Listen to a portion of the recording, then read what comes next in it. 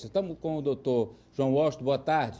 Boa tarde, Amadeu. É um prazer estar aqui com você. Obrigado pela presença. O senhor que acompanhou o caso, primeiro, qual a avaliação que o senhor faz da sentença que foi decretada?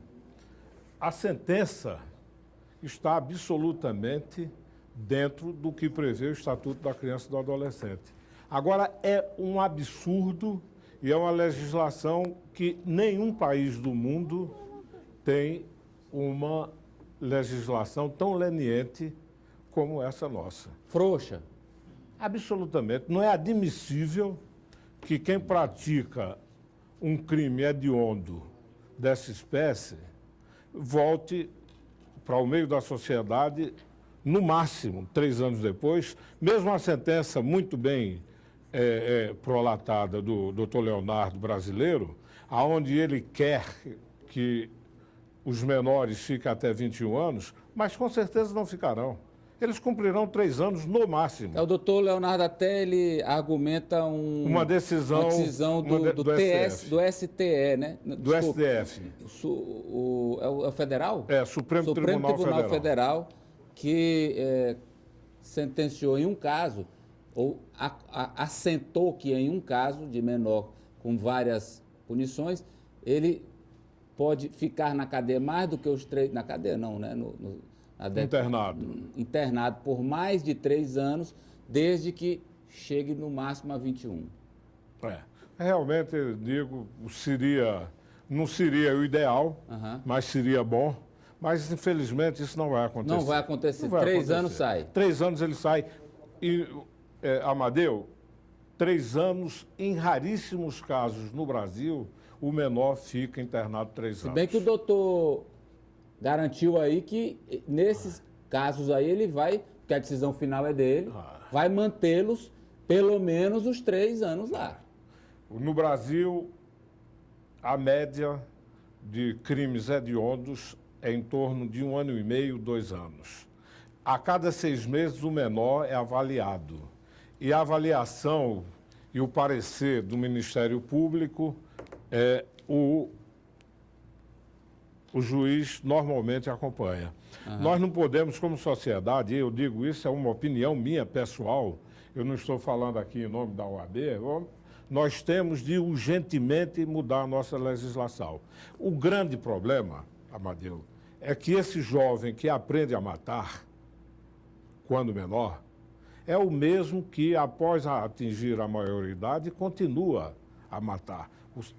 A sensação de poder, a adrenalina que ele adquire, e praticando esses ilícitos hediondos, crentes e conscientes da impunidade, transformam nos criminosos que nós temos no Brasil. Diga Gomes.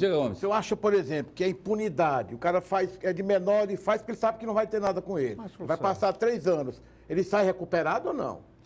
Mas, em absoluto, ele sai melhor preparado para cometer crimes. Essa é uma verdade. Crimes dessa espécie, o indivíduo tem de ser segregado. E segregado definitivamente. Existem crimes hediondos, o estupro seguido de morte, o latrocínio. Nós não podemos, como sociedade, tolerar. Crimes não é contra aceitável. A vida. Crimes contra a vida. O cidadão de bem, Amadeu, é passível dele cometer homicídio. Nenhuma discussão, homicídio uma bebedeira, de trânsito, uma briga de bar. Uma bebedeira tal. É diferente daquele que premedita a matar, é diferente daquele que vai praticar... Auferir lucro com a morte dos outros. Pessoas desse nível não podem e não deveriam conviver Agora, em doutor, sociedade. falamos dos adolescentes. E o caso do Adão Souza, que é o maior. No caso do Adão, além desses crimes aí de estupro, homicídio e tentativa de homicídio, ele deverá responder também por associação criminosa e por corrupção de menores. Como o caso dele é da justiça comum, não é no ECA, o tempo que a justiça terá para fazer a sentença é maior. É maior. O senhor está acompanhando também, em que pé está? Eu estou acompanhando, inclusive habilitado. Esse caso é um caso de clamor popular e a Ordem dos Advogados do Brasil pediu a habilitação para atuar diretamente no processo. E nós já estamos acompanhamos o inquérito policial, estamos acompanhando a ação penal e iremos até o final acompanhar o caso do Adão. Agora, ele, inclusive, o crime de homicídio e o crime de estupro, hoje existe uma qualificadora, recentemente, esse ano já, que é o feminicídio. Não é? Ele também deverá responder por feminicídio. Mas também o Adão, que deverá ser condenado, eu acredito que ele deverá ser condenado em 150 anos, o máximo que ele passará preso será 30 anos.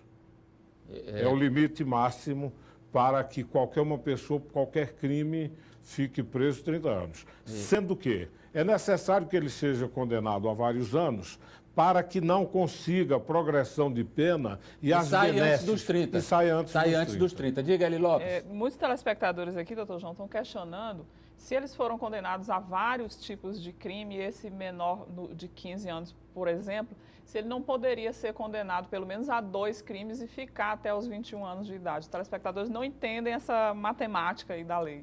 O grande problema é esse. Realmente, eu queria dizer até para o telespectador que eu, como operador do direito, também não entendo. Mas o limite de... Sou doutor advogado aí, hein, Gomes? Não entende? Não seremos nós, né? Não é que não ser o Galego, porque o senhor sabe, doutor, que o Galego é jurisconsulto. O pai dele foi juiz de direito. Eu tenho um prazer. E, inclusive, uma coisa, quero que fique aqui, inclusive, consignado em ata, que eu admiro o posicionamento do Galego, muitas vezes... Discordando, mas... Mas que admiro. Jurisconsulto. A indignidade do Galego é a indignidade de todo cidadão de bem, em qualquer classe social, e pertence a qualquer uma profissão. Essa indignação, felizmente, ainda tem cidadãos de bem que não aceitam esse... Que mantém, né? Que se mantém, que não aceita esse tipo de coisa. Pois não, para gente encerrar, Galego, Eu vamos tenho lá. uma pergunta aqui. Em caso de estupro, hediondo como foi esse caso, o senhor seria a favor da prisão perpétua? Eu acho que a prisão perpétua com certeza, nós temos de pensar urgentemente em prisão perpétua, ou no mínimo, Galego, nós temos de aumentar o limite da pena para 50 anos. 40, 50 de 30 anos. para 50 40, anos, com 50 certeza. anos. E a outra defesa que você faz? Pergunte se ele lhe acompanha, se ele assina embaixo. Não, maioridade penal. Não, da pena de morte. Não, eu sou a favor da pena de morte. Pergunte para ele se ele é a favor da pena de morte, eu sou a favor da pena de morte. O senhor é também, doutor? O senhor é a favor da pena de morte? Hã? Não sou a favor. Não é a favor. Não, o senhor é a realmente não favor sou a de queimar favor. na praça? Mas, em Queimar na hipótese praça. alguma. Em hipótese alguma. Não, olha, Galego. Em hipótese alguma. Discordância. São as discordâncias, agora as discordâncias minhas com o Galego. Porque o problema do linchamento, a vingança feita pelas próprias mãos, é altamente perigoso. Muitos inocentes pagam por crimes que não cometeram.